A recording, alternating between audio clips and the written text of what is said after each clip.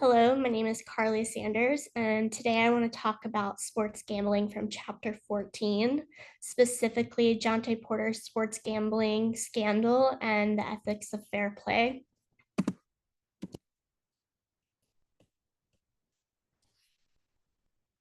So, sports gambling involves betting on the outcome of sporting events, whether it be the final score, certain occurrences during a game, or the performance of an individual player.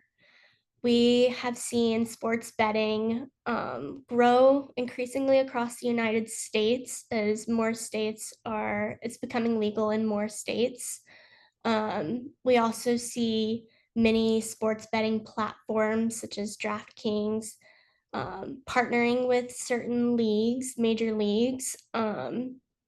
And so we see the sports gambling growing. However, athletes are not allowed, pro athletes especially, are not allowed to be gambling as it's a conflict of interest and it raises questions of fair play and the integrity of the sport. We have seen conflicts with this in the past, specifically with Tim Donaghy. He was an NBA ref who was caught placing bets on games that he would then call. He got in some serious trouble, spent time in jail, faced heavy fines, and is now banned from reffing. So, pretty much ruined his career.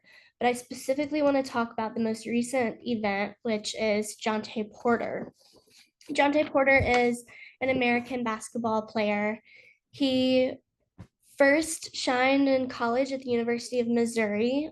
He did face some challenges here and there with some injuries.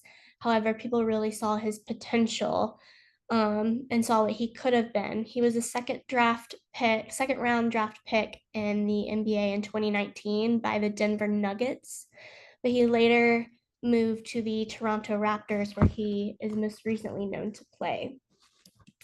In recent months, Jonte Porter has been at the center of the sports gambling scandal that's drawn significant media attention.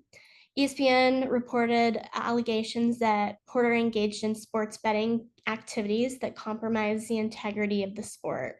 Reports suggested that Porter's betting activities included wagers involving his own team, which raised serious questions about the conflict of interest and fair play and whether he was, playing a certain way to make certain things happen, have certain calls made, and therefore earning himself some money. An investigation was launched by the NBA and some other authorities, and he was immediately suspended pending the investigation. So he was not allowed to play until it was all figured out. He was then found guilty and completely banned from the NBA for life. He is also facing heavy fines and possible jail time, not to mention damage to his own reputation, his endorsement deals, and even other future career opportunities. If he's not allowed to play basketball, he now has the reputation of being deceitful and not having the public's trust anymore. We see public and media reactions to this and how fans were mostly expressing disappointment, not only because of the potential of his career, but him risking the potential of his career over something that he should have known very well about, as far as like the ethical expectations placed on the players. The media extensively covered the scandal, highlighting concerns of its influence on the youth.